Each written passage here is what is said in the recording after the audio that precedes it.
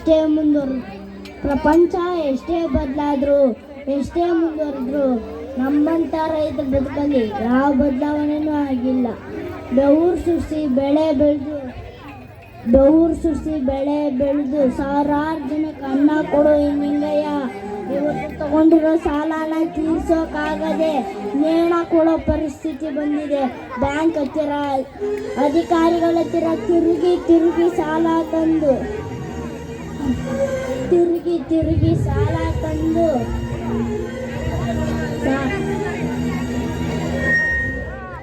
ಬೆಳೆ ಬೆಳೆದು ಮಳೆ ಬೆಳೆ ಬರ್ತಾ ಅಂತ ಕಾಯೋದೆ ನಮ್ಮಂಥ ರೈತರು ಬದುಕೋಗಿದೆ.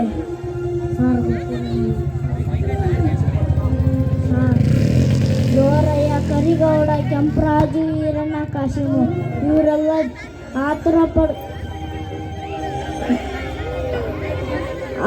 ಪಟ್ಟು ಜೀವ ಕಳ್ಕೊಂಡ್ರು ಅನ್ಕೊಂಡೆ. ನಂಬಿರೋ ಬೆಳೆಗೆ ಬೆಲೆ ಸಿಗ್ಲಿಲ್ಲ ಅಂದಮೇಲೆ ಇನ್ನೇನು ಮಾಡ್ತಾರೆ?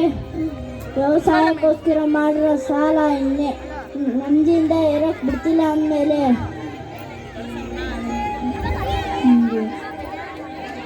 ಸರ್ಕಾರದವರು ರೈತರ ಕಷ್ಟನ ಅರ್ಥ ಮಾಡ್ಕೊಳ್ತಿಲ್ಲ ಅಂದಮೇಲೆ ವಿಷ ಕುಡಿದೆ, ಮೇಣ ಕುಡಿದೆ ಇನ್ನೇನು ಮಾಡ್ತಾರೆ?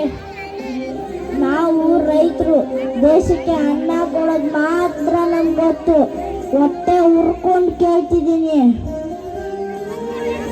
ಕೇವಲ ಲಕ್ಷಾಂತರ ರೂಪಾಯಿ ಸಾಲಕ್ಕೆ ಮೊನ್ನೆ ಹೊಲ ಜಪ್ತಿ ಮಾಡ್ತೀವಂತ ಗರ್ವದಿಂದ ಹೇಳ್ತಿರಲ್ಲ.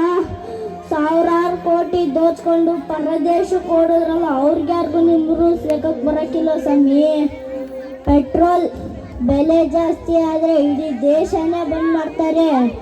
ಆದರೆ ರೈತ ಬೆಳೆದಿರೋ ಬೆಳೆಗೆ ಬೆಲೆ ಸಿಗ್ತಿಲ್ಲ ಅಂತ ಯಾವತ್ತಾದರೂ ಒಂದು ದಿನ ಆದರೂ ಬಂದ್ ಮಾಡಿದ್ದೀರಾ? ಸ್ಟ್ರೈಕ್ ಮಾಡಿದ್ದೀರಾ?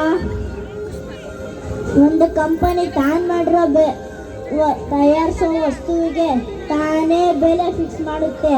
ಆದರೆ ರೈತ ತನ್ನ ರಕ್ತ ಬಸಿದು ಬೆಳೆದಿರೋ ಬೆಳೆಗೆ ರೇಟ್ ಫಿಕ್ಸ್ ಮಾಡೋಕ್ಕಾಗ್ತಿಲ್ವಲ್ಲ? ಯಾಕೆ? ಇಲ್ಲಿ ಕಷ್ಟಪಟ್ಟು ಬೆಳೆ ಬೆಳೆಯೋ ರೈತನಿಗಿಂತ ಮಧ್ಯ ನಿಂತು ವ್ಯಾಪಾರ ಮಾಡೋ ದಳಾಳಿನೇ ಜಾಸ್ತಿ ವ್ಯಾಪಾರ ಸಂಪಾದನೆ ಮಾಡ್ತಾನೆ ಅನಿಸುತ್ತೆ. ಈ ನಿಯಮನೆಲ್ಲ ಯಾರು ಮಾಡಿದ್ರು, ಯಾಕೆ ಮಾಡಿದ್ರು? ಒಟ್ಟಿನಲ್ಲಿ ರೈತರಿಗೆ ಉಪಯೋಗ ಯಾವ ನಿಯಮನೂ ವ್ಯವಸ್ಥೆ ಇಲ್ಲ ಅನಿಸುತ್ತೆ. ದೇಶ ನಮ್ಮ ಬಗ್ಗೆ ಯೋಚನೆ ಮಾಡಿದ್ರು ದೇಶದ ಹೊಟ್ಟೆ ತುಂಬಿಸ್ತಾ ಇದ್ದೀವಿ. ಆದರೆ ನೀವೆಲ್ಲ ಸೇರಿಕೊಂಡು ನಮ್ಮ ಹೊಟ್ಟೆ ಮೇಲೆ ಹೊಡಿತಿದ್ದೀರಲ್ಲ. ಒಂದು ಸಲ ರೈತ ವ್ಯವಸಾಯ ಬಿಡೋ ನಿರ್ಧಾರ ಮಾಡ್ದ ಅಂದರೆ ಈ ದೇಶದ ಪರಿಸ್ಥಿತಿ ಏನಾಗುತ್ತೆ ಅಂತ ಯೋಚನೆ ಮಾಡಿದ್ದೀರಾ? ಯೋಚನೆ ಮಾಡಿಲ್ಲಲ್ಲ. ಕೊನೆಯದಾಗ ಒಂದು ಮಾತು ಹೇಳ್ತೀನಿ. ಯೋಧ ಇಲ್ದಿರೋ ಸೈನ್ಯ, ರೈತ ಇಲ್ದಿರೋ ದೇಶ ಯಾವತ್ತೂ ಉದ್ಧಾರ ಆಗಲ್ಲ.